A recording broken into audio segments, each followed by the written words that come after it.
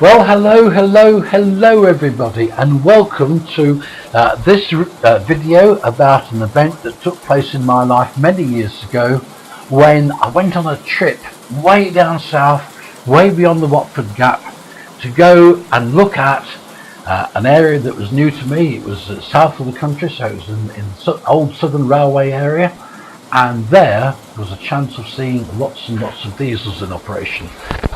It was hoped on that day to be able to see a Bobo, a Coco and a Kobo. So there we go, we have arrived at the station in southern England, and bless me, the station we're at is incredibly similar to the one I left at home, and it's even got the same name. It's called A4. Well, that's weird, but anyway, we'll accept that. And look, there's no diesels at the moment, but we do have Chester Castle belting by there with those lovely chocolate and cream coaches. They're fantastic. I can watch those all day. And we've also got Clan Line coming around, I think. Where's it got to? Yeah, there's Clan Line, a Merchant Navy class. That particular one is a Wren model. I've free-railed it and it runs beautifully. But also at the back there's a goods train. And at the front, we've got a single car EMU. Well, crikey, that's a bit different. EMUs didn't normally run in single coaches. I mean, certainly that one could not travel in the opposite direction because there's no driving cab at the other end. I reckon they always ran in 2s or 4s, but someone may have to correct me on that. I'm not dead sure. However, there's other stuff going on. There's a goods train somewhere, a pick up goods. Now, where's that got to? There's Clan Line. No, I've totally lost it. No, it's disappeared. It must have stopped. It must have gone off in the distance. I don't know. It will turn up maybe in a few minutes. In the meantime, we'll just enjoy watching the Clan Line go around. Here it comes, and the green EMU. That is delightful. And these Clan Line, these Merchant Navy class locos, they are fantastic. They look really, really good and very, very powerful. Oh, by the way, there's the goods train. The loco at the front, to me, looks remarkably like something we see in the eastern region, an N2. But hey, I don't always know. But getting back to the Clan Line, it's stunning. It looks very powerful, very purposeful. But to be truthful, it hasn't got the character of an A4 or even an A3 come to that. It's just not quite up to it, in my opinion. I'm sure several of you will disagree. There's a close-up of the EMU on its way, all by itself. Goodness knows where it's going to. I wonder where those diesels have got to. There's got to be some somewhere. That was the whole idea of coming down to this station. Can't see anything at the moment. Never mind, we'll just enjoy what we've got. There's the Blue Duchess there. What on earth is that doing down here? That little 062 is trundling around rather nicely. It's rather smooth and doing a good job. But I would like to see some diesels. I'll have to see what happens. A different view. And look, there, two of them. 2 diesels going around. Now, my favourite happens to be the Bobo, and here's one coming right now. I well remember them. They had a lovely gruff chopper noise, a bit like a Chinook helicopter. That was the style of their operations. They were very, very distinctive, and this one has got a good rake of suburban coaches on. Looks like it's doing a good job. Now, what else have we got? There is a Kobo. Kobos had 3 axles on one bogie and 2 on the other. Unlike the Coco, which is here in the front, and that had 3 axles at both ends. The Coco is very, very similar to what became the Deltic, but I don't think the Deltic ever ran that colour scheme, and if I remember correctly, Deltics are a little bit longer than that. Whereas the Class 20 there, that's a fairly accurate representation. It looks good. And the one in the middle, the Kobo, I used to call them Bocos because I thought it was more appropriate. They're downright ugly things. But anyway, the Kobo made by a firm called Metro-Vick, and to be honest, they weren't very popular. They didn't last very long. They kept breaking down. The engines were atrocious, but they did have one claim to fame. The Cobos were used to haul the fastest freight service in Europe. I think it went from London to Glasgow. It was a nightly service hauled by Cobos, and there was a famous artist, Terence Cuneo. I'm fairly sure he did a night painting of one with light shining, and that was of a Cobo with the Condor badge on the front.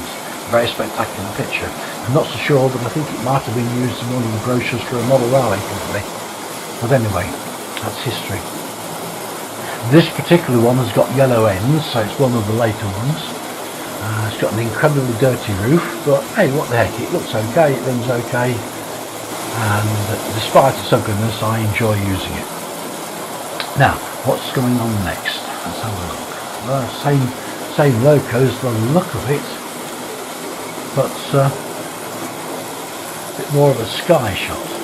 Perhaps we've got a helicopter there taking the pictures. The diesels, they do all wobble a little bit, and that's due to the fact that they've got tyres on, traction tyres, and it may be, these have all got new traction tyres on, and it may well be that they haven't seated correctly yet. I'll have to take a bit more care when I do the next ones. So a lot of action going on, and I would have thought the suburban one, we've just seen it there, will be stopping at some stations, and it was designed to stop at all stations and take commuters into work. Hey, there's a nice shot. I like that. A nice close-up of the Coco. Very nice indeed. They're all fun. If you haven't got a Honda Dublo set, I suggest you buy one. Get some stuff. It's not expensive, and it's incredibly reliable, and you get spare parts and you'll enjoy it.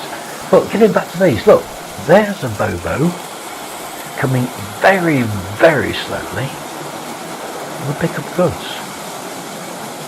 That's a very nostalgic sight. Didn't last for long because pickup goods were being phased out at that point, but for a short while Bobos were used for that sort of work. And on the country stations, they would even use the Bobo for shunting. Just something different. It's all history now, but it was jolly good fun at the time. I say it's been well worth coming down to the A4 number 2 station in southern England to see these things. They really are spectacular. I never cease to get fed up with them. I just like watching them belt round, but just occasionally I have a bit of a yearning to during the day I keep thinking back, they're not as nice as the A4s or the A3s, and it would be nice to see them again. A day without seeing an A4 is really way too long, but never mind. That's a nice sight to see, that Bobo coming round there nice and gently, with everything else really thrashing it round very fast. The contrast is good. There it goes. 3 locos and 3 trains in one shot. Bit of action. You see in the centre there, there's a few locos waiting in repair. If you look at the front there, there's a little black Airfix 4F. And it's one that I converted to 3-rail a long time ago, and it runs very, very nicely.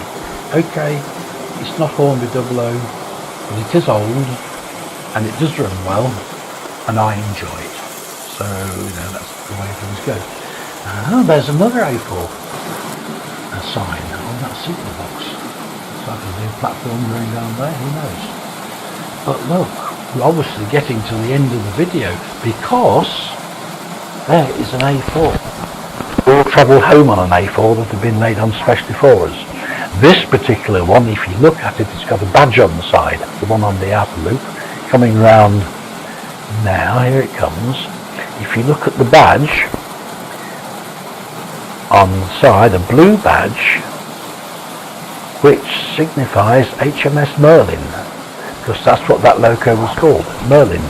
Very popular loco, didn't see it very often in real life, but I have seen it and it did look stunning.